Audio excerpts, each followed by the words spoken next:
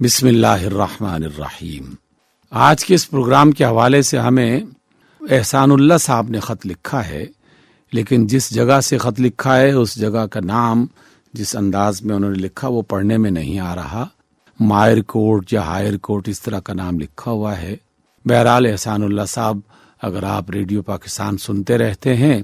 تو یقیناً آپ اپنے سوال سے ہی اندازہ لگا لیں گے، اور اصل بات تو یہ ہے کہ سوال کا جواب ملنا چاہیے اور آپ کے لیے اور دیگر سننے والوں کے لیے وہ رہنمائی کا ذریعہ بنے۔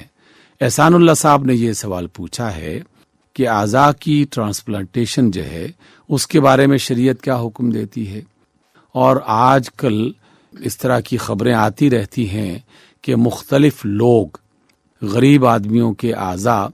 فروخت کرتے ہیں، کسی بھی طریقے سے اونے پونے ان کو یا خرید لیتے ہیں یا کڈنیپ کر لیتے ہیں، یا بعض اوقات تو ظالمانہ انداز میں کسی آپریشن تھیٹر میں ڈاکٹر سے مل کر اسے رشوت دے کر، اور غریب آدمی کو پتہ بھی نہیں چلتا اور اس کے اعضاء نکلوا دیے جاتے ہیں۔ جیسے ہر انسان کے اندر 2 گردے اللہ رب العزت نے رکھے ہوئے ہیں، اور تمام میڈیکل سائنسز کے ماہرین یہ کہتے ہیں کہ انسان کے اندر اگر ایک گردہ بھی رہے تو ایک گردے کی بنیاد پر وہ اپنی زندگی پوری گزار سکتا ہے، لیکن اللہ نے 2 گردے بنائے ہیں تو زیادہ صحت کے لیے تو 2 ہی گردوں کی ضرورت ہے۔ البتہ بعض کیفیات میں اگر ایک خراب ہو جائے تو اللہ تعالیٰ کی رحمت کی بنیاد پر دوسرا گردہ کام کرتا رہتا ہے، اور یہ ظالم اور ناہنجار قسم کے ڈاکٹرز اور ان کو اعضاء کو بیچنے والے یہ درمیان کے جو لوگ ہیں وہ یہ ظلم کرتے ہیں کہ کسی شخص کا آپریشن ہوا اور آپریشن تھیٹر میں ہی اس کا پیٹ اگر چاک کیا گیا ہے تو اسی دوران اس کے بعض اعضاء نکلوا لیے جاتے ہیں، جس کا مریض کو پتہ بھی نہیں چلتا، کیونکہ اکثر مریض جو ہیں وہ تو ایسے غریب بھی ہوتے ہیں کہ جنہوں نے بعد میں الٹرا ساؤنڈ یا ایکس رے وغیرہ تو کروانا ہی نہیں ہوتا، وہ تو انتہائی ضرورت کے مطابق کیا جاتا ہے۔ تو اعضاء جو ہیں ان کو ٹرانسپلانٹ تو کیا جا سکتا ہے، لیکن اعضاء کی خرید و فروخت اس سے گریز کرنا چاہیے، اور پاکستان کے قانون کے مطابق بھی اور انسانی حق کے مطابق بھی قطعی طور پر یہ اعضاء جو ہیں ان کی خرید و فروخت نہیں ہونی چاہیے، کیونکہ انسانی جسم اور انسانی جان یہ قابل فروخت چیز نہیں ہے، یہ اللہ تعالیٰ کی ایک نعمت ہے اور ایک امانت ہے جو اللہ نے ہر ایک انسان کو عطا کر رکھی ہے۔ ہاں، البتہ کچھ چیزیں ایسی ہیں کہ جو کسی وقت بھی اپنی مرضی سے، بغیر کسی جبر، بغیر کسی زیادتی کے کسی دوسرے کو ڈونیٹ کی جا سکتی ہیں۔ جیسے ہم ہر روز دیکھتے ہیں ہاسپٹلز میں خون دیا جاتا ہے، ایک صحت مند آدمی کا خون ان مریضوں کو لگایا جاتا ہے جن کا آپریشن ہو رہا ہو یا جو بیمار ہوں یا جنہیں اس کی ضرورت ہو۔ تو اس کا مطلب یہ ہے کہ خون تو میرا ہے، اللہ تعالیٰ نے میرے جسم میں رکھا ہے،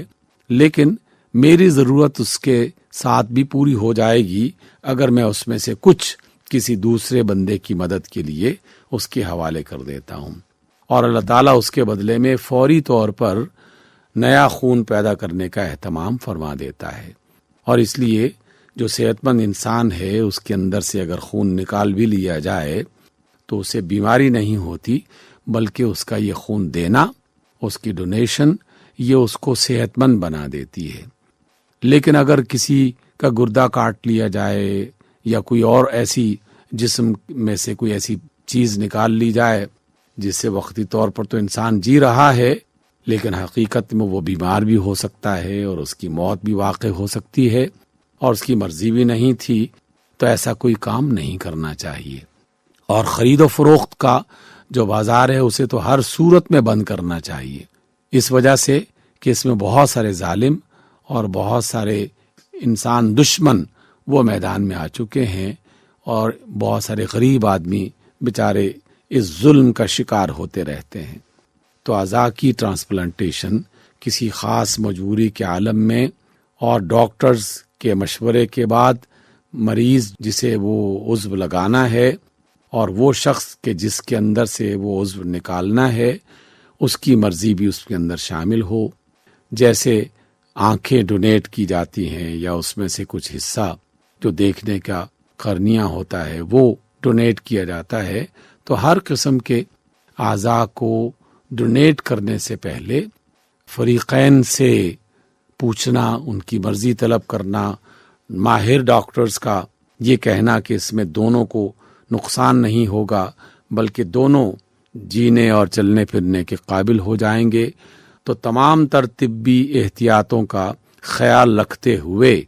انسانی اعضاء ٹرانسپلانٹ کیے جا سکتے ہیں. دنیا بھر کے علماء میں سے اکثریت کا فتویٰ یہی ہے اور وہ اسے جائز قرار دیتے ہیں، کیونکہ اس کا مقصد کسی انسان کو نہ اذیت دینا ہے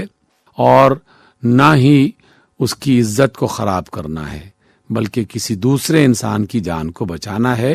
اور اسے ایک مناسب زندگی بسر کرنے کا موقع فراہم کرنا ہے. تو اس اعتبار سے اس کا خیال کیا جا سکتا ہے اور یہ کام جائز ہے.